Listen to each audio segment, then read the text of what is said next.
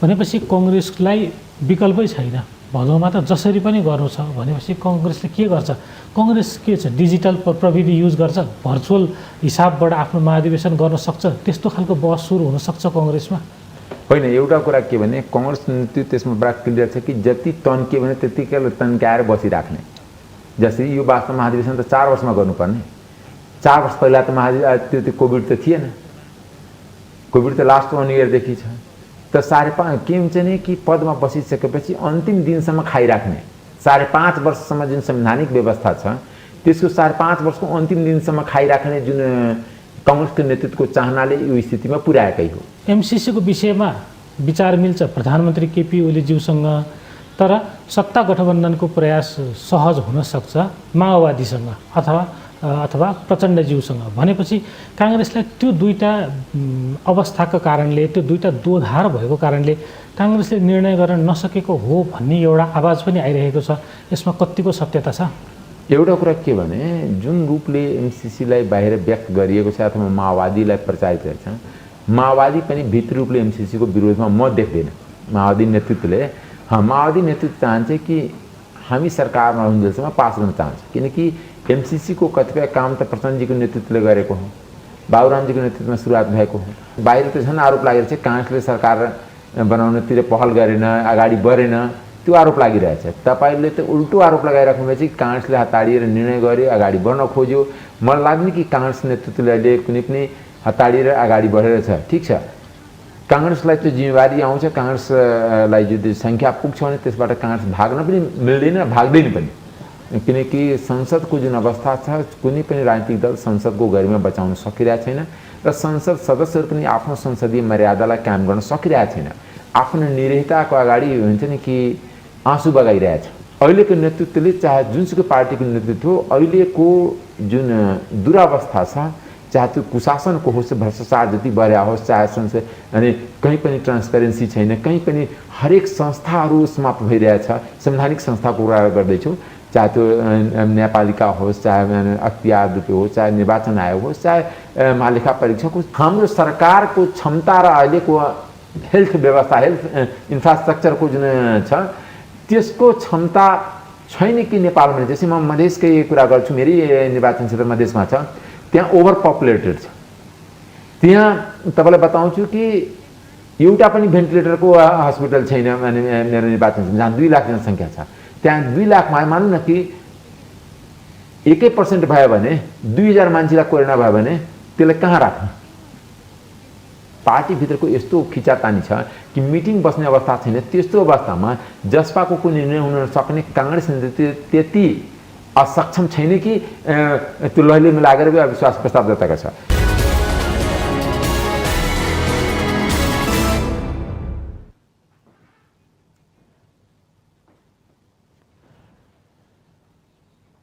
नमस्कार दर्शकबिन, स्वागत छ कार्यक्रम आजको सन्दर्भमा। म प्रताप दुलाल। दर्शकबिन, आजको लागि तोकिएको नेपाली कांग्रेसको केन्द्रीय समिति बैठक अनिश्चितकालको लागि सरेको छ। आजको बैठकले नेपाली कांग्रेसको आगामी महाधिवेशन तथा सत्ता गठबन्धन लगायतका विषयमा कुराकानी गर्ने तयारी गरेको थियो, तर बैठक अनिश्चितकालका लागि सरेसँगै यी विषय पनि यतिखेर तत्कालका लागि टरेको आकलन भइरहेको छ। यस्तै गरी गण्डकी प्रदेश सभामा यति बेला नयाँ सरकार गठनको प्रक्रिया सुरु भइरहेको छ। विशेष गरी आज अविश्वासको मत, वर्तमान मुख्यमन्त्री पृथ्वी सुब्बा गुरुङ विरुद्ध अविश्वासको मत जाहेर गर्ने प्रक्रिया चलिरहेको छ। आजको श्रृङ्खलामा हामी यिनै विषयमा कुराकानी गर्नेछौँ र यी विषयमा कुराकानी गर्नका लागि यति बेला हाम्रो स्टुडियोमा हुनुहुन्छ नेपाली कांग्रेसका सांसद डाक्टर अमरेश कुमार सिंह। आउनुहोस्, उहाँलाई स्वागत गरौँ। यहाँलाई स्वागत छ कार्यक्रममा। हस्, धन्यवाद। आज नेपाली कांग्रेसको केन्द्रीय कार्य समितिको बैठक थियो, जुन अनिश्चितकालको लागि सर्यो। कोरोनाको केही लक्षण देखियो केही व्यक्तिमा भन्ने कुरा बाहिर आएको छ, यसले सर्यो। यो बैठक यसरी सर्दा यहाँको महाधिवेशनको कार्यतालिका र सरकार गठन प्रक्रियामा कतिको असर पर्छ? एउटा कुरा के भने कोरोनाका जुन भयावह रूप खास गरी छिमेकी मुल्क भारतमा देखिएको छ र भारतमा देखिएपछि केही महिनापछि या केही हप्तापछि नेपालमा पनि देखिन्छ। पर साल पनि त्यही भयो थियो, लास्ट इयर त्यही भएको थियो।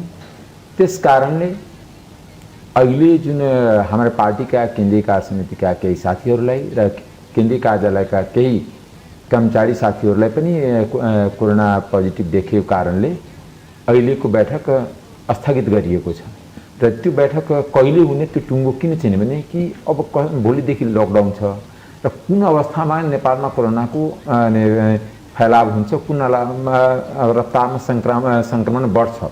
यदि सङ्क्रमण तेजी भयो भने जस्तै भारत जस्तै दिल्ली जस्तै अथवा मुम्बई जस्तै स्थिति आयो भने त अहिले केही पनि भन्न सक्ने स्थिति छैन, किनकि हाम्रो सामुन्ने चुनौती महादेशभन्दा पनि देश र जनता छ। जनताको जुन स्वास्थ्यको कुरा जुन छ, जनतालाई कसरी बचाउने, आम जनतालाई कसरी स्वास्थ्य सेवा मुहैया गराउने, जुन खास गरी हाम्रो देशमा नेपालगञ्जको स्थिति भयावह छ, साथसाथै वीरगञ्जको पनि स्थिति ठिक छ। मेरै निर्वाचन क्षेत्रका साथीहरू जान गुमाउनु पर्ने स्थिति आइसकेका छ। त्यसै कारणले अहिलेको जुन अवस्थामा सत्ता समीकरण अथवा भनौँ न महाधिवेशनको कुरा गर्ने त्यति उपयुक्त नहोला। भनेपछि यहाँ केन्द्रको राजनीतिमा त यहाँले भनेको जस्तो अहिले तत्कालका लागि नगरौँ भन्ने यहाँहरूमा सहमति भयो, तर आजै गण्डकी प्रदेशमा सत्ता परिवर्तनको एउटा ठुलो अभ्यासको एउटा चरण पुरा हुँदैछ। मुख्यमन्त्री विरुद्धको अविश्वासको प्रस्तावमा मतदान हुँदैछ भनेपछि अन्तको राजनीति त आफ्नो गतिमा चलि नै रहने भयो। होइन, यो मतदान कुनै आजको प्रक्रिया थिएन, यो केही दिन पहिलादेखि नै यो प्रक्रिया थियो।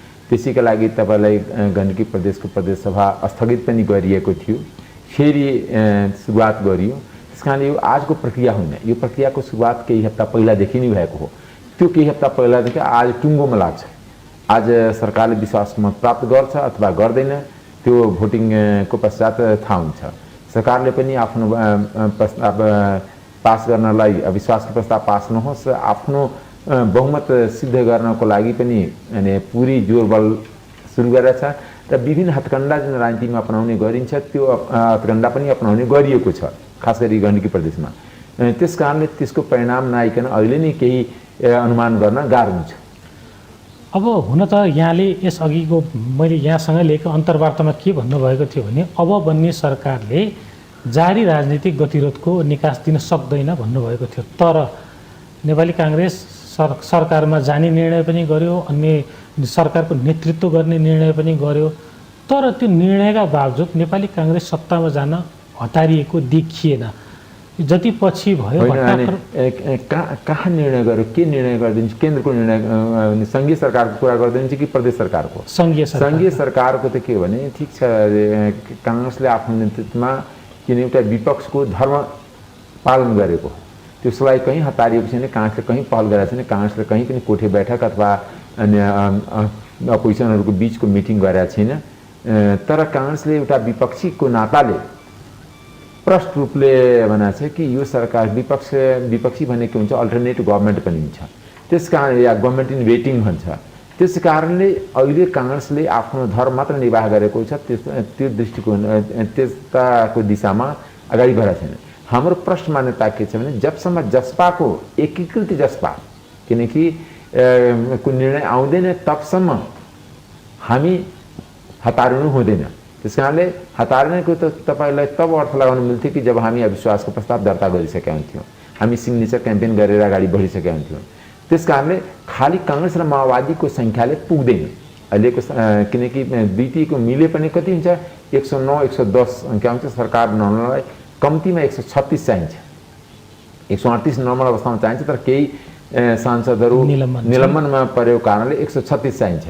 त्यस कारणले यो जुन बाहिर छ, बाहिर त झन् आरोप लागेको छ काङ्ग्रेसले सरकार बनाउनतिर पहल गरेन, अगाडि बढेन, त्यो आरोप लागिरहेछ। तपाईँले त उल्टो आरोप लगाइराख्नु भएको छ कि काङ्ग्रेसले हतारिएर निर्णय गर्यो, अगाडि बढ्न खोज्यो।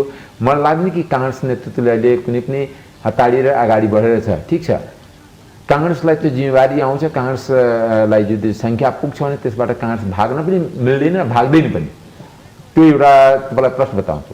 तर धेरै जोर घटाव गरेर सत्ताको विकृत खेल गरेर काङ्ग्रेस नेतृत्वमा सरकार बनाउनुको तर्फबाट अग्रसर पनि हुँदैन, यो तपाईँलाई म प्रश्न पार्न चाहन्छु। जस्तो यहाँ अन्तर्राष्ट्रिय मामिलाको विज्ञ हुनुहुन्छ, यहाँको विद्यावारिधीको विषय पनि यही थियो, त्यसकारण यहाँसँग जति बेला कुरा हुन्छ यो मलाई अन्तर्राष्ट्रिय मामिला जोड्न मन लागिहाल्छ। अहिले पछिल्लो समय एउटा गम्भीर कुराहरू कसरी आइरहेको छ बजारमा भनेदेखि काङ्ग्रेस सत्तामा जान नहतारिनुको एउटा कारण एमसिसी परियोजना हो भन्ने आरोप लागिरहेको छ। किनभने माओवादी एमसिसीको विरोधमा छ, तर काङ्ग्रेस चाहन्छ एमसिसी पास होस्। एमसिसीको विषयमा विचार मिल्छ प्रधानमन्त्री केपी ओलीज्यूसँग, तर सत्ता गठबन्धनको प्रयास सहज हुन सक्छ माओवादीसँग अथवा प्रचण्डज्यूसँग। भनेपछि काङ्ग्रेसलाई त्यो दुईटा अवस्थाको कारणले, त्यो दुईटा दोधार भएको कारणले काङ्ग्रेसले निर्णय गर्न नसकेको हो भन्ने एउटा आवाज पनि आइरहेको छ।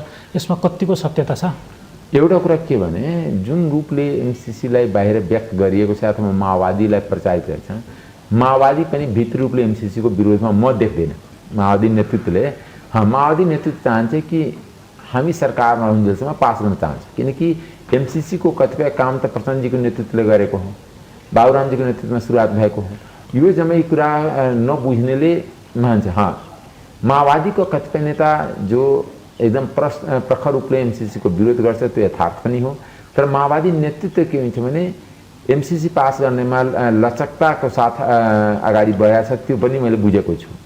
किनकि माओवादी नेतृत्व, माओवादीका अध्यक्ष पुष्पकमल दाहाल प्रचण्डजी नै अमेरिकन एम्बेसडरको भेटमा भन्नुभएको थियो कि हामी एमसिसीको विरोधी होइन, तर हामी आफ्नो नेतृत्वमा यो एमसिसीलाई पास गर्न चाहन्छौँ। यो क्रेडिट केपी ओली अहिलेको प्रधानमन्त्रीलाई दिन चाहन्न। यस्ता जुन कुराहरू छन् त्यो कुराहरू बाहिर आउन सक्दैन, आइरहेको पनि छैन। त्यस कारणले मैले बुझ्दाखेरि एमसिसी साँच्चै एउटा सिरियस इस्यु हो। तर अहिले मुलुकको अवस्था कस्तो भने संविधान छतबिछत भइरहेछ, संसद डिफङ्क्ट छ, किनकि संसदको जुन अवस्था छ कुनै पनि राजनीतिक दल संसदको गरिमा बचाउन सकिरहेको छैन र संसद सदस्यहरू पनि आफ्नो संसदीय मर्यादालाई कायम गर्न सकिरहेको छैन। आफ्नो निरहिताको अगाडि हुन्छ नि कि आँसु बगाइरहेछ जति संसद सदस्य छ, किनकि जुन पार्लिमेन्ट्री सिस्टम छ, संसदीय व्यवस्थाको जुन हाम्रो संविधान छ, त्यहाँ जनताको जनप्रतिनिधि भनेको सांसदहरू हुन् र तिनीहरूले जनताको तर्फबाट जनताको जुन चाहनाहरू छन् त्यो अनुसार काम गर्न सक्नुपर्छ र त्यहाँ छलफल हुनुपर्छ। सरकारको हरेक कुरा त्यहाँ विधेयक पास हुनुपर्छ। विधेयकको साथसाथ सरकारले गलत कामको सरकारको निगरानी गर्ने पनि संसद नै हो र संसदीय समिति हो। आजको दिनमा संसदीय समितिको कुनै भूमिका छैन र भूमिका नभएको कारणले उसको औचित्य समाप्त हुन्छ। यदि कुनै चिज भूमिकाविहीन हुन्छ त्यसपछि उसको केही समय अन्तरालमा उसको औचित्य पनि समाप्त हुन्छ। यदि संसदीय व्यवस्थाको भूमिका छैन भने संसदीय व्यवस्थाको औचित्य पनि समाप्त हुन्छ। यो मलाई लागेको कुरा हो। यो संसदीय व्यवस्था जोगाउने जिम्मा काङ्ग्रेसको पनि अभिभावक थियो, अन्य राजनीतिक दलको पनि थियो, मधेसी दलको पनि थियो।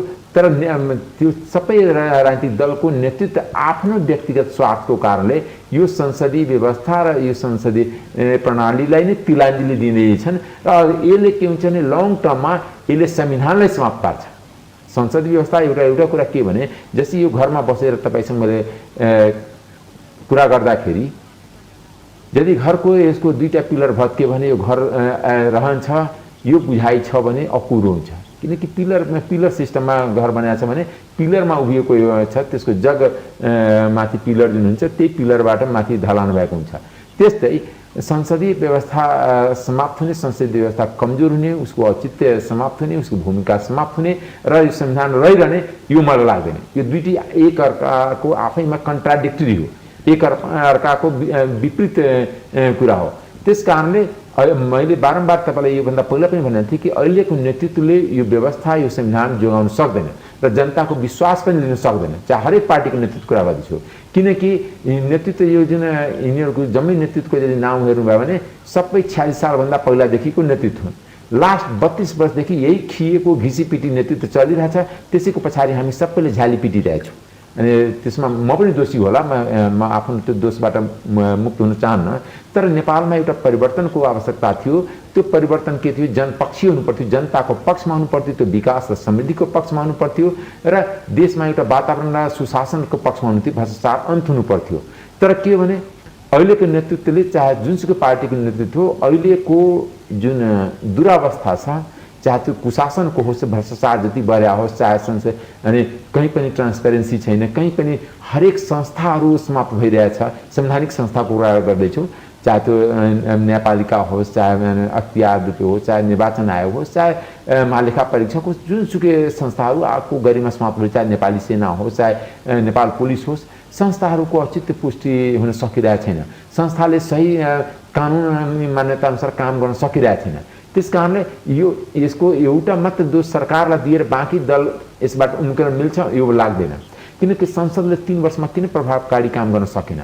सरकार जति दोषी छ विपक्षी दल पनि त्यतिकै दोषी छ, मेरो बुझाइ त्यो हो। तर के हुन्छ भने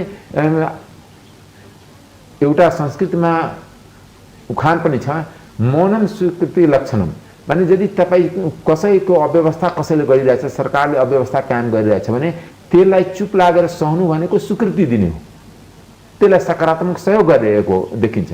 त्यस कारणले अहिले को विपक्ष को सरकारमा त छुट्याउने गाह्रो हुन्छ। दोस्रो कुरा, हरेक पार्टीभित्र आफै विपक्षी छ, अरू पार्टीको विपक्षी खोज्नै पर्दैन, हरेक पार्टीभित्र विपक्षी छ, त्यो विपक्षीहरूले अर्को विपक्षीसँग मिलाएको हुन्छ। त्यस कारणले यो जुन राजनीतिक जुन निष्ठा, सिद्धान्त र आस्था को चिज नरहेर यसको व्यापारीकरण भएको छ। लाभ हानिको आधारमा जुन राजनीति अहिले चलिरहेछ, त्यो लाभ हानि जबसम्म समाप्त हुँदैन, जबसम्म नेताहरूमा नेतृत्वमा एउटा दृढ इच्छा शक्ति र साथसाथ सदाचार, दृढ इच्छा शक्ति हो तर भ्रष्टाचारको लागि भयो भने त के देश बोला भने झन् देश डुब्छ। दृढ इच्छा शक्ति हुने तर क्राइमको लागि, अपराधको लागि बढ्यो भने त झन् देश अपराधीकरणतिर जान्छ। त्यस कारणले दृढ इच्छा शक्ति के को लागि? सुशासनको लागि, भ्रष्टाचार मुक्त राज्यको व्यवस्था निर्माण गर्नुको लागि र रुल अफ ल भन्छ। कानुनी राज्यको मान्यता नेपालमा आजको दिनमा छैन। कानुनी राज्यको मान्यतालाई कसरी गर्ने त्यसमा आज सबभन्दा सोच्ने विषय छ।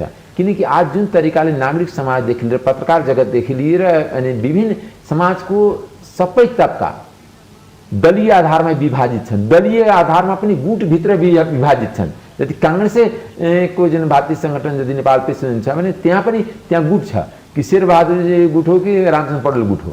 यदि एमाले छ भने माधव नेपाल ग्रुप हो कि केपी ओली गुट हो। यो सबै पार्टीमा जुन हरेक संस्थाहरू डिभाइडेड भएर गइरहेछ र कसैको ध्यान यो देश बनाउनेतिर होइन, यो रुल अफ ल पनि जहाँ छ त्यही आफ्नै ठाउँबाट यसको अस्तित्व नष्ट गर्ने, अस्तित्व कायम जुन हुन्छ त्यसलाई समाप्त पार्ने जुन प्रवृत्ति छ त्यो सबभन्दा डरलाग्दो छ। र खास गरी जुन भारतबाट हामी के सिक्नुपर्छ, भारत जस्तो ठुला देश जहाँ हामी नेपालको मान्छे उपचार गराउन त्यहाँ जान्थ्यो कि त्यहाँको हेल्थ इन्फ्रास्ट्रक्चर राम्रो छ, हामीभन्दा राम्रो बेटर हेल्थ सिस्टम छ, तर त्यहाँ उदाङ्गियो भने यहाँ नेपालमा यदि त्यो लेभलको कोरोना फैलियो भने ईश्वरले गरोस् कि त्यहाँ त्यस्तो नफैलियोस्, तर फैलियो भने यहाँको सरकार, यहाँको राजनीतिक दल, यहाँको व्यवस्था आफैमा उदागिन्छ, मलाई त्यस्तो लाग्छ। ठिक छ, यहाँले बडा गम्भीर प्रश्न उठाउनु भयो, गम्भीर विषय उठान गर्नुभयो। नेपालका राजनैतिक दलहरू विशेष गरी मिल्नै सक्दैनन्। आन्दोलन हुँदा 62-63लाई यसो सम्झौँ, त्यति बेला के थियो? विभिन्न 7वटा राजनैतिक दल, त्यसमा कङ्ग्रेसले नेतृत्व गरेको थियो र माओवादी सहित मिलेर विचार बिल्कुलै मिल्दैन थियो, तर त्यति धेरै दल मिलेर एउटा आन्दोलन गर्यो, लोकतान्त्रिक आन्दोलन भनेर त्यसको नाम दिइयो। मिल्ने, आन्दोलन गर्ने, व्यवस्था परिवर्तन गर्ने। जब भनेको जस्तो अवस्था आयो, यहाँले भनेको जस्तो दलभित्र गुट उपगुट, एक अर्का दलसँग मिल्न नसक्ने, अविश्वासको सङ्कट, भने कि यो व्यवस्था हाम्रो फेल हुँदैछ, यो के कारणले भइरहेको छ यस्तो खालको अवस्था? एउटा कुरा तपाईँलाई बताउँछु, 46 सालको आन्दोलनमा पनि त्यही थियो। वाम मोर्चा र नेपाली काङ्ग्रेसको नेतृत्वमा वाम मोर्चा सहितले बहुदलको उपलब्धि ल्यायो। बहुदलको संविधान पनि बन्यो, 47 सालको संविधान पनि बन्यो, 1 साल विश्वकै उत्कृष्ट। तर त्यो संविधान पनि 10 वर्ष चल्न सकेन, 10-11 वर्षमा नै सक्यो। किनकि संविधान त्यो संसद विघटन 58 सालमा हुँदाखेरि त्यही बेला गएको थियो, तर त्यसले फुल्ली समाप्त हुँदा कोमामा थियो, समाप्त हुँदा 62-63 लाग्यो, अनि 61 साल भनौँ न लाग्यो। तर त्यस्तै अहिले नै 72 को जुन संविधान 62-63 का आन्दोलन वास्तवमा जहिले पनि आन्दोलन जनताको हलमा गर्छ। जनता एकचोटि नेतालाई चान्स दिन्छ, तर नेता सुध्रिने बाटोमा जाँदैन। नेता के बुझ्छ कि मोनोपोली बाटोमा जान्छ। यसको कारण के हो भने हामी कहिले पनि संस्थालाई बलियो बनाउने काम गरेन, हामी व्यक्ति बलियो बनाउन गए। किनकि हामी जङ्गबहादुर बलियो थियो, र जङ्गबहादुरको बेलाको सिस्टम के थियो त्यसको कहिले पनि यहाँ हुँदैन। पृथ्वीनारायण शाह बलियो थियो, एकीकरण गर्यो, तर पृथ्वीनारायण शाहले सिस्टम कस्तो निर्माण गर्यो त्यसको बारेमा कहिले पनि विवेचना हुँदैन। त्यस्तै अहिले पनि केपी ओली बलियो छ अथवा शेरबहादुर देउवा बलियो छ या प्रचण्डजी बलियो छ, यो व्यक्तिको बलियोको कुरा हुन्छ, तर शेरबहादुरजीले कस्ता काङ्ग्रेस बनाएछन्, काङ्ग्रेसको संरचनागत के सुधार भएछ, लोकतान्त्रिक विधि या पद्धतिबाट चलेको छ कि छैन त्यसको विवेचना हुने गर्दैन, सञ्चार माध्यम पनि गर्दैन। त्यस्तै प्रचण्डजीले बलियो छ, तर माओवादीभित्र कस्तो अनि व्यवस्था छ, त्यहाँ अनि फाइनेन्सियल ट्रान्सपेरेन्सी छ कि छैन, आर्थिक अनि पारदर्शिता छ कि छैन, त्यहाँ नातावाद कृपावाद छ कि छैन, अथवा त्यहाँ जुन पार्टीभित्र पनि एउटा पिरियडिक चेन्जेस छ कि छैन। अनि जुन के हुन्छ कि आफैमा पिरियडिक इलेक्सन पार्टीभित्र होस् चाहे देशभित्र होस्, त्यो आफैमा एउटा डेमोक्रेसीको अभ्यास हो, तर त्यो अभ्यास त हाम्रोमा गर्न देख्दैन। आफ्नो अनुकूल आफू बाँचुन्जेल अध्यक्ष पदमा बसिराख्ने। दोस्रो कुरा तपाईँलाई बताउँछु, जस्तै केपी ओली हुनुहुन्छ उहाँ सही ढङ्गले चलाइराख्नुहुन्छ, राज्य पनि चलाइराख्नु छ कि छैन, पार्टी चलाइरहनुहुन्छ, त्यसको कहिले पनि विवेचना हुँदैन। जो बलियो छ त्यसको पछि लाग्ने, यो हाम्रो ऐतिहासिक पृष्ठभूमि हो। यो ऐतिहासिक पृष्ठभूमिमा कहिले पनि हामी चिरफार गर्दैन। अहिले पनि के भएछ भने व्यक्ति बलियो भए, व्यक्ति अरबपति भए, तर संस्थाहरू कमजोर हुँदै गयो, संस्थामा यो लोकतान्त्रिक पद्धतिको अभ्यास हराउँदै गयो, र खास गरी नेतामा सदाचार र निष्ठा र देशप्रति कमिटमेन्ट र यो देशमा सारै विदेशीहरूको चलखेल पनि भयो। यो कुरा तपाईँले भन्नुभयो नि, त यति हस्तक्षेप सारै हरेक कमजोर मुलुकमा चलखेल हुन्छ, तर त्यहाँ नेताको जिम्मेवारी हो कि त्यसको व्यवस्थापन गर्ने, कतिसम्म त्यो बाह्य हस्तक्षेपलाई स्वीकार गर्ने, कतिसम्म त्यसलाई सुनेर अनसुने गरिदिने। बाह्य हस्तक्षेप हुन्छ, कमजोर राष्ट्रमा बाह्य हस्तक्षेप हुन्छ, त्यो एउटा फ्याक्ट हो, तर त्यो फ्याक्टलाई कसरी यसलाई कम गर्ने त्यो नेताको नेतृत्व क्षमतामा भर पर्छ। अहिले एउटा प्रश्न तपाईँलाई मैले बिचमै सोध्न चाहेँ, यति बेलाको राजनीतिक गतिरोध विदेशी हस्तक्षेपको कारणले भनेर आवाज उठ्ने गरेको छ, ठ्याक्कै हामीले इङ्गित गरौँ नि, एमसिसी र बिआरआईको रसाकसीले यो खालको अवस्था आएको हो भन्न मिल्छ कि मिल्दैन? होइन, मैले तपाईँलाई पहिले पनि भनेको थिएँ, सायद यो टेलिभिजन कि अर्को टेलिभिजनमा मैले भनेको थिएँ कि नेपाल बिआरआई र एमसिसी के बीचमा स्यान्डविच हुन गइरहेछ। यसको लङ टर्म दूरगामी प्रभाव नेपालको राजनीतिमा पर्छ र पडिराखेको पनि छ। अहिलेको राजनीतिक बिआरआई एमसिसी या इन्डो पेसिफिक यो जे भन्नुहोस् यो सबैको प्रभावको छ। दोस्रो कुरा कि यहाँ हामी आफै सत्तामा बस्नलाई जस्तोसुकै सम्झौता गर्ने, जुनसुकै विदेशी राष्ट्रसँग सहयोग लिन तयार हुने, विदेशीको सहयोगमा सत्तामा बसिराख्ने, सत्ताबाट हट्ने बित्तिकै विदेशीलाई गाली गर्ने, यो प्रवृत्तिको अन्त हुनुपर्छ। किनकि सत्ता र विपक्ष दुईटैमा बस्दाखेरि पनि विदेशीसँग हाम्रो एक खालको यदि सम्बन्ध निर्माण गर्न सक्यो भने या व्यवहार कायम गर्न सक्यो भने मात्र हामी नेपाललाई जोगाउन सक्छौँ, या नेपालको राष्ट्रियता, नेपालको सम्प्रभुता या नेपालको विकास निर्माणलाई हामी जोगाउन सक्छौँ। त्यो गर्न सकिरहेको छैन। कसैले गर्न सकेन। मैले व्यक्तिगत एउटा माथि आरोप लगाउन चाहन्छु, हरेक राजनीतिक दल र हरेक राजनीतिक दलका नेता आफू पदमा जानलाई आफ्नो व्यक्तिगत फाइदा लिन, इभन आफू पार्टीको अध्यक्ष बन्नलाई पनि विदेशीको सहयोग लिने गरेछ र पदबाट हट्ने बित्तिकै विदेशीलाई गाली गर्ने र एकदम खुङ्खार राष्ट्रवादी भएर बाहिर सडकमा या मिडियामा बोल्न थालेको छ।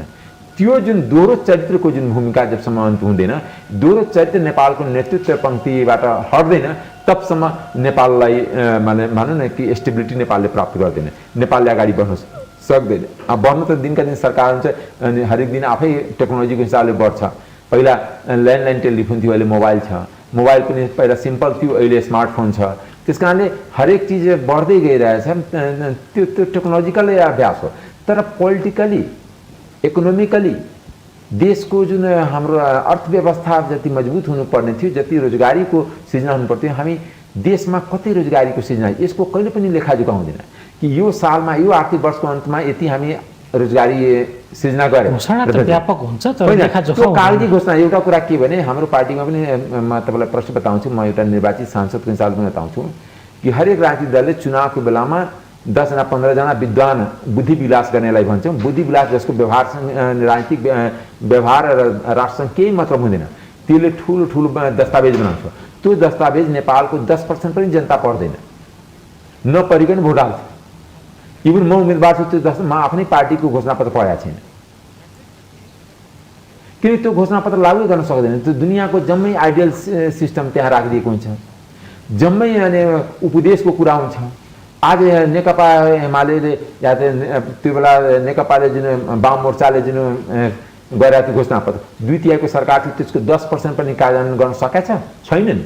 त्यस कारण त्यो 10% कार्यान्वयन त्यो ठगी कुरा हो। एक प्रकारले यदि यही कुरा एउटा व्यक्तिले गरेको अपराध अनुसन्धान महाशाखामा उसलाई ठगी मुद्दा लाग्थ्यो, तर राजनीतिक दलले जे गरे पनि, जे झुट बोले पनि ठिक छ, जे दस्तावेज लेख्यो भने छुट छ, यो ठगी मुद्दा नलागेको वास्तवमा त ठगी मुद्दा लाग्नुपर्ने नि। राजनीतिक दलले आफ्नो घोषणापत्र अनुसार काम गरेन भने त्यसको कुरा लेखाजोखा हुनुपर्ने र त्यसलाई कानुनको दायरामा ल्याउनुपर्ने। कानुन र संविधानको दायरामा यदि कुनै राजनीतिक दल यदि आफ्नो घोषणापत्रको 80% यदि सरकार बनाउँदाखेरि 80% पनि कार्यान्वयन गर्ने भने त्यस्ता राजनीतिक दललाई ब्यान्ड गर्नुपर्ने, त्यस्ता राजनीतिकलाई अर्को चुनावमा उठ्नबाट बन्देज गर्नुपर्ने। त्यो निर्वाचन आयोगमा त्यस्तो हुन्छ, किनकि तपाईँले जनतालाई झुक्क्याउने धेरै काम गर्न मिल्दैन हुँदैन। त्यस कारणले यो जुन घोषणापत्रहरूको कुरा जुन गर्नुहुन्छ यो एउटा नेपाली जनतालाई ठग्ने मेसो हो, त्यहाँभन्दा अरू केही होइन, अरू केही होइन। किनकि त्यो घोषणापत्र अनुसार त कुनै चुनाव भोट माग्नसम्म त्यो घोषणापत्र देखाउँछन्, चुनाव जितिसकेपछि त्यो घोषणापत्र कता फाल्छ त्यो मतलबै हुँदैन। म तपाईँलाई दावाको साथ भन्छु, अहिले 270 मा 165 हामी निर्वाचित छौँ, 150 जना सांसद त्यो घोषणापत्रै पढाइ हुँदैन। उसले त जनतालाई हात जोडेर म तपाईँलाई कुलो बनाइदिन्छु, तपाईँलाई रोड बनाइदिन्छु, तपाईँको छोरालाई जागिर लगाइदिन्छु, यहाँ मैले स्कुल विद्यालय बनाइदिन्छु, त्यो भनेर भोट मागे हुन्छ। ठिक छ, हाम्रो संवाद निरन्तर रहनेछ। दर्शकबिन, यति बेला कार्यक्रममा पालो भएको छ विश्रामको। विश्रामपछि हामी आउने छौँ, हामीसँगै रहनुहोला। दर्शकबिन, पुनः स्वागत छ कार्यक्रममा। यति बेला हामी नेपाली काङ्ग्रेसको बैठक सरेका विषय र यसले सत्ता समीकरणलाई पारेको असर लगायतका यावत समसामयिक विषयमा कुराकानी गरिरहेका छौँ र यी विषयमा कुराकानी गर्नका लागि यति बेला हाम्रो स्टुडियोमा हुनुहुन्छ डाक्टर अमरेश कुमार सिंह। जस्तो यहाँले घोषणापत्रको साह्रै राम्रो प्रसङ्ग पनि उठाउनु भयो। मैले यहाँलाई प्रश्न गर्छु भन्ने सोच पनि बनाइरहेको थिएँ। पछिल्लो समय नेपाली राजनीतिमा कस्तो अभ्यास देखियो भने सरकार बन्छ, सरकारले काम गर्छ, विभिन्न चिज त आफै सरकारलाई आइलाग्छ, कतिपय काम जुन मेहनत नगरी पनि आएको हुन्छ, तर घोषणापत्र र गरेको कामको बिचको कुनै तालमेल हुँदैन र ती सरकारमा बस्नेहरू भजाइराख्छन्। अहिलेको सरकारकै हेरौँ, मिरम्ची ल्यायौँ होइन, कोभिडमा हामीले चाहिँ यस्ता यस्ता गर्न राम्रा काम गर्न सक्यौँ, धरहरा बनायौँ, तर जुन चाहिँ त्यो घोषणापत्रमा उल्लेख नै गरेको थिएन, ती विषयलाई चाहिँ यहाँहरू प्रतिपक्षी दलले किन उठाउनुहुन्न? घोषणापत्रको तपाईँले कति काम गर्न सक्नुभयो, तपाईँले यति काम गर्न नसकेको कारण तपाईँहरू असफल किन भन्नुहुन्न? उहाँहरूले चाहिँ घोषणापत्रभन्दा बाहेकका गरेका सफलता बखान गर्दै जानुहुन्छ, यहाँहरू चुप्पो लागेर बसिराख्नुहुन्छ, जनताले के गर्न सक्छन्? होइन, एउटा कुरा तपाईँले सही प्रश्न उठाउनु भयो। यसको मूलभूत कारण के हो भने जम्मै बुढापाका नेतृत्वमा बस्छन्। जसरी सरकारी सेवामा या अन्य सेवामा पनि, प्राइभेट सेवामा पनि 60-65 यदि रिटायरमेन्ट एज छ भने, राजनीतिमा पनि सक्यो भने 65 हुनु पर्यो, सकेन भने 70 भन्दा उताको राजनीतिक कर्मीलाई हात जोडेर कि तपाईँ विश्राम लिनुहोस्, आजीवन यसको ब्याज नखानुहोस्। राजनीतिमा के सोच्छ कि म 5 वर्ष जेल गएँ, त्यसको अब आजीवन ब्याज खाइराख्ने, 5 वर्ष मैले पार्टीमा काम गरेँ, म आजीवन। यसले के हुन्छ, नयाँ पुरानो पार्टीले डायनामिजम भएन, पार्टीमा चेन्ज भएन, पार्टी असाध्य लेथार्जिक र कम्प्लिट स्ट्याटिक हो। यो स्ट्याटिक इन द सेन्स कि त्यसमा जुन जति नयाँ यङ जेनेरेसन यदि पार्टीमा आएन भने त्यो नयाँ नयाँ इनोभेटिभ आइडिया दिन सक्दैन। पुरानोको त्यही पुरानोमा मानौँ न कि आज 78 वर्ष पहिला हाम्रो शेरबहादुर देउवाजी जन्मभएछ, उहाँको जुन 10-15 वर्ष 20 वर्षको जुन भिजन थियो होला उमेरको, भने आज चाहिँ 50 वर्षको भिजन त्यही क्यारी गरिराख्नु भएको छ।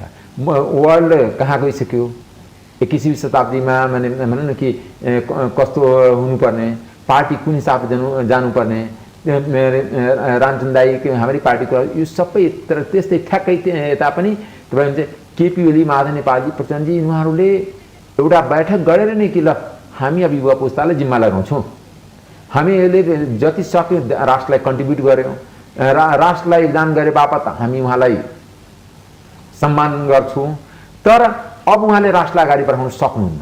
यो कुरा कसैले भन्न सक्दैन। यो नैतिक साहस आजको दिनमा कुनै पनि राजनीतिक दलमा छैन र उहाँले के सोच्नुहुन्छ, म त सर्वस्वीकार्य नेता हो र त्यसको आधारमा उहाँले जे गर्नुहुन्छ, मेरो कामै सर्वस्वीकार छ, त्यस कारणले व्यापारीलाई सांसद बनाएकै छ, व्यापारी र राजनीतिकरण एउटै भएछ। उहाँहरूले आफ्नो नाता गोतालाई पनि सांसद बनाएको छ, पार्टीलाई एउटा राजनीतिक भनौँ न व्यवसायको एउटा केन्द्र बनाएको छ कि पार्टीको नाममा चन्दा उठाउने तर व्यक्तिगत चन्दा त्यो हुने, पार्टीमा आर्थिक अनियमितता र कामको यदि बारेमा छानबिन हुँदैन भने, पारदर्शी भएन भने त्यो सम्म सिस्टम डेलिभरी गर्न सक्दैन। तपाईँले भन्नुहुन्छ कि यदि सरकारले काम गरेन भने घोषणा पत्र अनुसार त्यो बन्नको लागि पनि तपाईँले 10-20 जना 25 जना कम्पिटेन्ट सांसद चाहिन्छ। यदि तपाईँले पैसा लिएर समानुपातिक सांसद बनाउनुहुन्छ, व्यापारसँग जोडेर बनाउनुहुन्छ, त्यो त अध्ययन गर्दैन नि, बोलेको मतलब भएन। त्यस कारणले तपाईँले त्यसको लागि त जसरी तपाईँको घोषणा पत्र र कामको कारबाहीको लागि त्यसको लागि युवा ब्रेन चाहिन्छ। ब्रेन पनि आफै बिस्तारै स्लो हुँदै जान्छ। इनर्जेटिक लाइफ चाहिन्छ भने त्यो लाइफ 40, 50, 30, 35 को हुन सक्छ। 70 वर्षको मान्छेलाई फुर्सद हुँदैन कि त्यो हरेक सरकारको काम कारबाही गर्ने र उसको घोषणा पत्रसँग कम्पेयर गरेर त्यसको कमी कमजोरी निकाल्ने, त्यो गर्न सक्दैन। मुखले भाषण गर्ला, तर यो त एउटा हामी पनि एउटा पढालेखको काममा लागेको हुनाले यो काम त एउटा मेहनती काम हो नि। यहाँ बिना मेहनतको राजनीति गर्ने र धनी बन्ने प्रवृत्ति आएछ र आजीवन पदमा बस्ने जुन प्रवृत्ति आएछ यसले सबै चिजलाई ढाकछोप गरिदिएछ। आज कांग्रेस विपक्षमा छ भने त्यस कारणले एमालेको घोषणा पत्र या नेकपाको घोषणा पत्र पढेन, भोलि कांग्रेस पनि सरकारमा आए पनि कहाँको घोषणा पत्र नेकपाको सांसदले पढ्दैन। किन कि झलनाथजी आफै त्यत्रो उमेर भइसक्नु भएको छ, केपी ओली आफै त्यत्रो उमेर भइसक्नु भएको छ, माने त्यहाँको जुन 65 कटेको नेताहरू छन्, यो 65 कटेको युवा नेताहरू। हाम्रो यहाँ त के हुन्छ भने 40-50 सम्म त दुध पिउने बालक हुन्छ। राजनीति नेपालको राजनीति कुरा गर्दैछु र 65 पछि जन युवा नेता र 75 कटेपछि जन तनेरी नेता हुन्छ। त्यो यो जुन युवा नेता र तनेरी नेताको जस्तै हाम्रै नेवी सङ्घको अनि 48 वर्षको सभापति, कुनै कलेजमा कुनै विद्यार्थी हामी पनि पढेर आएको विद्यार्थी पनि कहीँ 48 वर्षको हुन्छ? विद्यार्थीलाई सीमा त्यो के हुन्छ नि, आफ्नो अनुकूललाई पुरै सिस्टम भत्काउने जुन प्रवृत्ति भइरहेछ त्यसले देशलाई कहीँ पुग्दैन। त्यस कारणले अहिलेको जुन कोभिडतिर म कन्सन्ट्रेट हुन चाहन्छु नि, कोभिडले पोस्ट कोभिड नेपालको अर्थतन्त्र कस्तो हुन्छ, पोस्ट कोभिड नेपालको राजनीतिक व्यवस्था कस्तो हुन्छ, त्यो मलाई डरलाग्दो लागिरहेछ।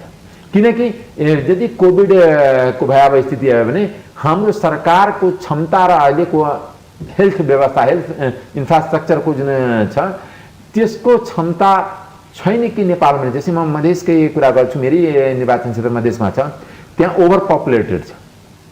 त्यहाँ तपाईँलाई बताउँछु कि एउटा पनि भेन्टिलेटरको हस्पिटल छैन मेरो निर्वाचन क्षेत्र, जहाँ 2 लाख जनसङ्ख्या छ। त्यहाँ 2 लाखमा मानौँ न कि 1% भयो भने 2000 मान्छेलाई कोरोना भयो भने त्यसलाई कहाँ राख्ने, त्यो छैन नि। र खास गरी जुन माने यस्तो फेरि अवेरनेस यति कम छ, शिक्षाको अभावले, क्रोनिक पोभर्टीको कारणले यति छ कि उनीहरू मास्क पनि युज गर्दैन, सेनिटाइजर पनि युज गर्दैन। म हालैमा 3-4 दिन पहिला आफ्नो निर्वाचन क्षेत्रबाट फर्केको 7-8 दिन बसेर गाउँ-गाउँमा ठुलो भोज भतेर भइरहेछ, गाउँ-गाउँमा ठुलो बाजा डिजे बाजा बजाएर नाचगान भइरहेछ, तर स्थानीय प्रशासन त्यसमा मौन हुन्छ। किनकि स्थानीय प्रशासन किन मौन हुन्छ भने यहाँ प्रश्न उठिरहेछ, भारतमा पनि त्यही प्रश्न उठिरहेछ। नेताले आम सभा गर्दाखेरि कोरोना नलाग्ने, नेताले आफ्नो पार्टीको जुलुस निकाल्दाखेरि नलाग्ने र आम जनताले भने। त्यस कारणले यो आचरण त नेताले देखाउनु पर्यो नि कि जति पश्चिम बङ्गालमा ठुलो आमसभा नभएको भए या कुम्भमा त्यत्रो मान्छे नभएको भए भारतमा पनि यो अवस्था हुन्थ्यो होला, तर यति व्यापक हुन्थेन, क्राइसिस हुन्थ्यो। त्यस्तै हाम्रो यहाँ पनि अहिले पनि नेता घुमिरहेका हुन्छ, आमसभा नेता भएपछि त उसलाई जुलुस चाहे के हुन्छ। त्यस कारणले हामी एकातिर राज्यको व्यवस्था सञ्चालन, राज्य सञ्चालन आमसित गर्न सकिरहेको छैन, त्यस्तै अव्यवस्था कायम गर्ने जे गर्नुपर्ने हामी गरिरहेका हुन्छौँ। त्यसमा प्रशासनको मौन स्वीकृति हुन्छ, प्रशासन निरीह हुन्छ। किनकि आम जनतालाई प्रशासनले रोक्न सक्ने तर नेताले रोक्न नसक्ने, उल्टै उसको अघि पछि सुरक्षा दिएर हिँड्नुपर्ने। यो प्रवृत्तिले पनि मलाई लाग्छ कि नेपालको स्थिति भयावह हुन्छ। अब जस्तै अहिले नै बताउँ न कि काठमाडौँको स्थानीय प्रशासनले भनेको 2 दिनमा जसलाई लकडाउन हुनु 2 दिनपछि छ जो घर जानु। अब त्यो जुन कलङ्कीको या गोङ्गुको बस पार्क या कोटेश्वरमा बस चढ्नेहरूको भिड देखेपछि आफैमा कहाली लाग्ने अवस्था छ। किनकि कहाँ छ डिस्टेन्स मेन्टेन, किन सोसल डिस्टेन्सिङ त छैन त्यहाँ। ठिक छ, प्रहरीको डरले मास्क लगायो होला, तर ऊ त एकदम टाँसिएर झुन्डिएर गइरहेछ। त्यसको लागि राज्यले यदि पठाउने थियो भने पहिले परिणाम गर्नुपर्थ्यो। जस्तै पहिला पनि थियो कि जम्मै स्कुलहरूको सँग बस छ, स्कुल बस छ, तिनीहरू स्कुलमा बेलासँग कोर्डिनेट गरेको ल कम्तीमा एउटा जिल्लामा 25वटा बसको दरले हामी पठाउँछौँ। काठमाडौँको हरेक स्कुलमा बस छ अनि हरेक अन्य निकायसँग जुन बस छ त्यसलाई पनि सरकारले, किनकि राज्यमा भएको सम्पूर्ण रिसोर्स राज्यमा आपद र विपद पर्दाखेरि प्रयोग गर्न राज्यसँग अधिकार हुन्छ। त्यो अधिकार प्रयोग गर्न पनि राज्य वञ्चित हुन्छ।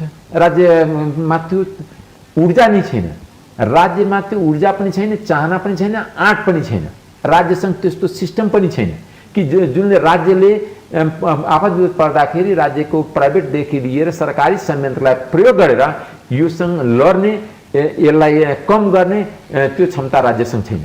हुन त अब कांग्रेस माओवादी जसपा मिलेर सरकार विरुद्ध गठबन्धन गर्ने कुरा भइरहेछ। उहाँहरू आजै अविश्वासको प्रस्ताव आउँछ भन्दै सरकारका पार्टी चाहिँ बैठक बस्नु परेको छ। त्यो कारणले गर्दा ध्यान दिन नसक्नु परेको हो कि? एउटा कुरा के हो भने मैले तपाईँलाई बारम्बार भनिरहेको छु कि अहिले अविश्वास प्रस्ताव आउने म कहीँ पनि टुङ्गो देख्दिनँ, किनकि अविश्वास प्रस्ताव आउने भएको भए त मेरो पनि एउटा सिग्नेचर काम लाग्छ, किनकि म विपक्षी सांसद नै हुँ। र जसपाले हिजै मिटिङ गर्यो, तर मिटिङ नबसेर निर्णय गरेर त परको कुरा हो। मिटिङ नबसेर 5 मिनटमा उहाँहरूको मिटिङ सक्यो या 5 नभए 15 मिनटमा सक्यो होला। त हिजो मिटिङ बस्ने अवस्था छ, पार्टीभित्रको यस्तो खिचातानी छ कि मिटिङ बस्ने अवस्था छैन। त्यस्तो अवस्थामा जसपाको कुनै निर्णय हुन सक्ने कांग्रेस त्यति असक्षम छैन कि त्यो लैले मिलाएर अविश्वास प्रस्ताव दर्ता छ। यहाँको आम जनताको चाहना छ सरकार परिवर्तन होस्, आम सञ्चारकर्मीको चाहना छ, आम बुद्धिजीवीको चाहना छ, यो विश होला, यो चाहना होला। त व्यवहारमा परिणत गर्नलाई त त्यहाँ त नम्बर गिन चाहिन्छ, अङ्क गणित चाहिन्छ। जो अङ्क गणित कांग्रेससँग छैन र कांग्रेस माओवादी मिलेर पनि त्यो अङ्क गणित पुर्याउन सक्दैन। त्यस कारणले यो जुन चाहनाको भरमा एकदम रिमर उठ्यो, तर व्यवहारमा कार्यान्वयन गर्नको लागि त साँच्चै त्यति तथ्यगत अङ्क गणित नै चाहियो, त्यति संसदको सङ्ख्या नै चाहियो। कर्णाली प्रदेशमा जुन खालको फ्लोर प्रसको अभ्यास भयो, केन्द्रमा पनि त्यो सम्भावना थियो। त्यो चिजलाई अलिकति कम गर्नलाई उहाँले 27 जना सांसदलाई स्पष्टीकरण सोधेर कुनै पनि बेला कारबाही गर्न सकिने अवस्था एउटा कुरा कर्णाली प्रदेशमा जुन भयो त्यही यहाँ केन्द्रमा हुन्छ यसको ग्यारेन्टी छैन। किनभने त्यसको लागि त महाजनपाल ग्रुपले गएर शेरबहादुरलाई ग्यारेन्टी दिनु पर्यो। त्यो एउटा कुरा। आज पानी पर्छ त्यो हिसाबले अहिले बिहान बिरुवा रोप्यो भने कहीँ राति पानी पर्दैन भने त्यो बिरुवा त सुकेर जान्छ नि, त मान्नु न। त्यसै कारणले या भोलि घाम लाग्छ अनि घाम लागेको आधारमा नि हामी केही काम गऱ्यौँ भने घाम लागेन भने बदली भयो भने के गर्ने।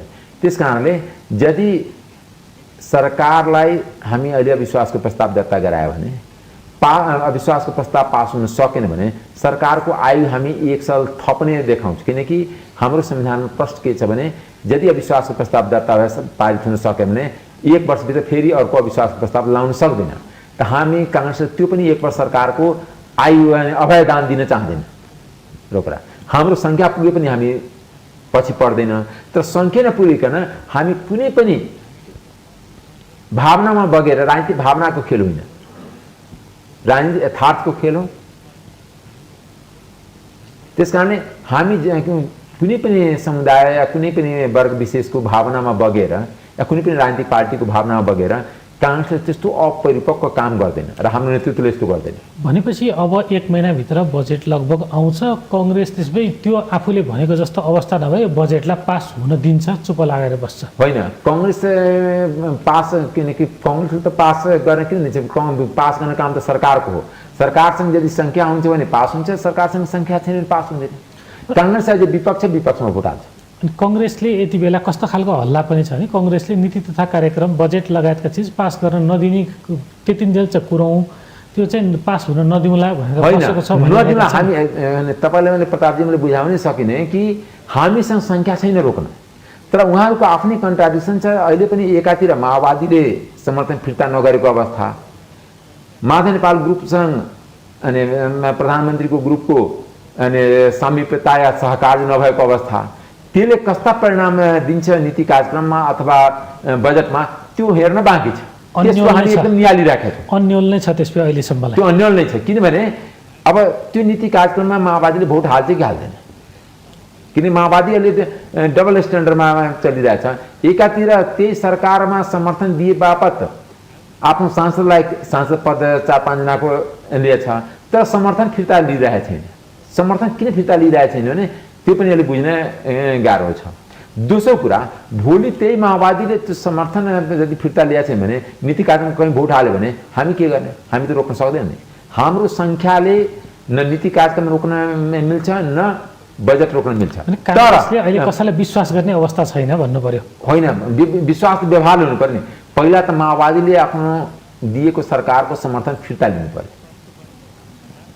जसपाले कांग्रेस नेतृत्वको सरकार बनाउनलाई आफ्नो कार्यकारिणी समितिबाट निर्णय गर्नु पर्यो। यो निर्णयहरू नभइकन त्यो जबसम्म कांग्रेसको नेतृत्वको हातमा 137-138 सिग्नेचर आउँदैन तबसम्म कांग्रेसको नेतृत्व अगाडि बढ्छ। विश्वासको प्रस्तावमा मलाई लाग्दैन, बढ्यो भने त्यो घातक हुन्छ। घातक हुन्छ। यहाँहरूले नबढ्न नै सुझाव दिनुहुन्छ। हामीले त्यही भन्छौँ किनकि सङ्ख्या पुग्यो भने यदि सङ्ख्या नपुगिकन यदि हामी अविश्वास प्रस्ताव दर्ता गर्यो भने हामी सित्तैमा यो सरकारलाई 1 वर्षको अभयदान दिन्छु, 1 वर्ष सरकारको आयु ल्याउँछु। त्यो हामी चाहन्छौँ। त्यो चाहनुहुन्न।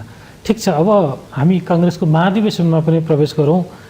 विगतमा पनि यो विषय बारम्बार चलेको थियो। काङ्ग्रेसले पटक पटक महाधिवेशनको मिति सारेर यहाँहरूको अन्तिम विकल्प हो भदौमा जसरी पनि गर्नुपर्छ र भदौ 7 भनेको थियो। भदौ 7 मा नहुने त देखिसक्यो। त्यो दिन त बिदाको दिन रहेछ र भदौ हजुर गाई जात्रा रहेछ। काङ्ग्रेसको गाई जात्रा नहोला त्यो दिन, दोस्रो हप्तासम्म यहाँले गर्नु होला। तर अहिले जनस्वास्थ्य विज्ञहरूले कस्तो अनुमान गरिराख्नु भएको छ भने विगतको अनुभवबाट भारतमा जति बेला कोरोना आउँछ त्यसको 2 महिनापछि त्यो अवस्था नेपालमा देखिने गरेको छ। नेपालमा यो वर्ष साउन भदौमा ठुलो भयावह स्थिति हुनसक्छ भन्ने उहाँहरूको आकलन छ। भनेपछि काङ्ग्रेसलाई विकल्पै छैन। भदौमा त जसरी पनि गर्नु छ भनेपछि काङ्ग्रेसले के गर्छ? काङ्ग्रेस के छ? डिजिटल प्रविधि युज गर्छ, भर्चुअल हिसाबबाट आफ्नो महाधिवेशन गर्न सक्छ। त्यस्तो खालको बहस सुरु हुनसक्छ काङ्ग्रेसमा। होइन, एउटा कुरा के भने काङ्ग्रेस नीति त्यसमा बडा क्लियर छ कि जति तन्कियो भने त्यतिकै तन्काएर बसिराख्ने। जसरी यो वास्तव महाधिवेशन त 4 वर्षमा गर्नुपर्ने। 4 वर्ष पहिला त त्यो कोभिड त थिएन। कोभिड त लास्ट 1 इयरदेखि छ। त 5.5 के हुन्छ नि कि पदमा बसिसकेपछि अन्तिम दिनसम्म खाइराख्ने। 5.5 वर्षसम्म जुन संवैधानिक व्यवस्था छ त्यसको 5.5 वर्षको अन्तिम दिनसम्म खाइराख्ने जुन काङ्ग्रेसको नेतृत्वको चाहनाले यो स्थितिमा पुर्याएकै हो।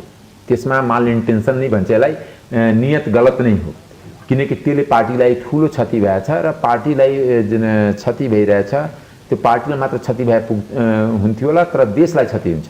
किनकि एउटा लोकतान्त्रिक पद्धतिमा लोकतान्त्रिक संस्कार भएन भने लोकतान्त्रिक पद्धति पार्टीमा लोकतान्त्रिक पद्धतिको निर्माण हुन सकेन भने देशमा लोकतान्त्रिक पद्धतिको निर्माण हुनै सक्दैन। उसले माग्नै चाहँदैन। त्यसै कारणले पहिला पार्टी आफै लोकतान्त्रिक पद्धतिमा भएपछि मात्र अरूलाई पनि डर लाग्छ कि यो लोकतान्त्रिक पार्टी हो, लोकतान्त्रिक विधिको माग गर्छ र लोकतान्त्रिक विधिमा सरकार चल्न पनि बाध्य हुन्थ्यो, बाध्यात्मक स्थिति हुन्थ्यो। तर जुन पार्टी आफै लोकतान्त्रिक पद्धतिले चल्न सकेका छन् त्यो त एउटा अनि विधानको दफाको एउटा तान्द्रो समात्ने, एउटा संविधानको दफाको तान्द्रो समात्ने। त्यस्तै मलाई लाग्छ कि कोभिडको स्थिति भयावह भयो भने कुनै पनि डिजिटल या भर्चुअल मेथडबाट महाधिवेशन हुन्छ यो मलाई लाग्दैन। त्यति हामी टेक्नोलोजी फ्रेन्डली हुन सकेका छैन। किनकि काङ्ग्रेसको जुन महाधिवेशनको भोटर छ जुम्लाको पनि छ, हुम्लाको पनि छ र एउटा 1 लाख पनि नपरेको छ जसको हातमा मोबाइलै छैन त्यस्ता पनि भोटर हुन्छ। त्यस कारणले किनकि 33% महिला भोटर छन्, त्यो महिला कति शिक्षित छन् महिलाको शिक्षा हामी आफै हेर्न सक्छौँ। दलितको त्यहाँ सिट फिक्स छन्, त्यो कति दलित हाम्रो परेका छन्। समाजको विभिन्न वर्गका जुन प्रतिनिधित्व हुने खालको छन् त्यो प्रतिनिधित्व हुने खालकोमा शिक्षा र चेतना र साथसाथै रिसोर्सको अभाव छ। त्यस कारणले भर्चुअल मेथडबाट या अथवा जुन डिजिटल प्रविधिबाट नेपाली काङ्ग्रेसको महाधिवेशन होला यसपालि, त्यो मलाई लाग्दैन। तर यसको बावजुद पनि कुनै न कुनै नयाँ उपाय चाहे सरकारसँग मिलेर होस् चाहे कोभिडको बहाना बनाएर मलाई लाग्छ कि अथवा आउने चुनाव घोषणाको बहाना बनाएर पनि हाम्रो महाधिवेशन आउने फागुनभन्दा पहिला हुन्छ मलाई लाग्दैन। यो मेरो व्यक्तिगत बुझाइ हो। पार्टीले यसमा निर्णय गर्ला, तर मैले जुन पार्टीभित्रको जुन चर्निङ देखिरहेको छु, पार्टीभित्रको जुन गुट र पार्टीभित्रको जुन नेतृत्वको जुन नियत देखिरहेको छु, नियत आफैमा पाक साफ छैन। नियत र पाक साफ भएन भने मन्जिलमा पुग्न सक्दैन, त्यो सम्बन्धित ठाउँमा पुग्न सक्दैन। त्यस कारणले अहिलेको नेतृत्व के छ भने बुझिराखेको छ कि हामी नेतृत्व जबरजस्ती कार्यकर्तामाथि जनतामाथि थुपेरिएको छ। हामी सर्व स्वीकार हुन सक्दैन, हामीलाई गाह्रो हुन्छ। त्यस कारणले यही अवधि जति दिनसम्म हामी लम्ब्याइराख्यो भने हामी आफ्नो अनुसारको पार्टीमा निर्णय लादिराख्छौँ, त्यो यथार्थताको छ। कङ्ग्रेस जस्तो लोकतान्त्रिक पार्टीमा यस्तो समस्या छ भने नेपालको राजनीतिबाट जनताले के अपेक्षा गर्ने त? होइन, एउटा कुरा कि कङ्ग्रेसमा समस्या नभएको भए मात्रै नेकपाको समस्यालाई देशको स्थिति यस्तो भयावह हुन्थेन। समस्या नेकपामा बढी छ, हामीमा कम छ कम्पेरेटिभली, तर समस्या कङ्ग्रेसमा पनि छ। कङ्ग्रेस पनि समस्याविहीन छ, समस्या रहित छ, समस्या छैन यो म भन्दिनँ। कङ्ग्रेसमा पनि समस्या छ र कङ्ग्रेसको समस्याले पनि देशमा पनि समस्या क्रिएट भएको छ। भनेपछि कि हाम्रो यो व्यवस्था सङ्कटमा छ, यो किनभने राजनीतिक दलहरूमा जुन खालको बिग्रेको तत्कालको लागि व्यवस्था र संविधानमाथि कालो बादल लागेको छ। सङ्कटमा छ कि छैन त्यो तपाईँले विवेचना गर्ने हो, तर कालो बादल लागेको छ। त्यो कालो बादल हट्ने हो कि पानीको ठुलो भेल परेर बग्ने हो त्यो म भन्न सक्दैन। यो आउने समयको प्रतीक्षाको घडीमा त्यहाँ हुन्छ। हस्, धन्यवाद यहाँको महत्त्वपूर्ण समय र संवादका लागि। हस्, तपाईँलाई पनि धेरै धेरै धन्यवाद। दर्शकबिन, आज हामीले नेपाली काङ्ग्रेसको आन्तरिक राजनीति, समसामयिक नेपालको राजनीतिक र नेपाली राजनीतिमा परेका विदेशी प्रभाव लगायतका यावत विषयमा कुराकानी गऱ्यौँ र यी विषयमा कुराकानी गर्नका लागि हाम्रो स्टुडियोमा हुनुहुन्थ्यो नेपाली काङ्ग्रेसका सांसद डाक्टर अमरेश कुमार सिंह। आजको श्रृङ्खलामा यति नै। सत्य, तथ्य र निष्पक्ष समाचारको लागि हेर्दै रहनुहोला माउन्टेन टेलिभिजन एचडी। नमस्कार।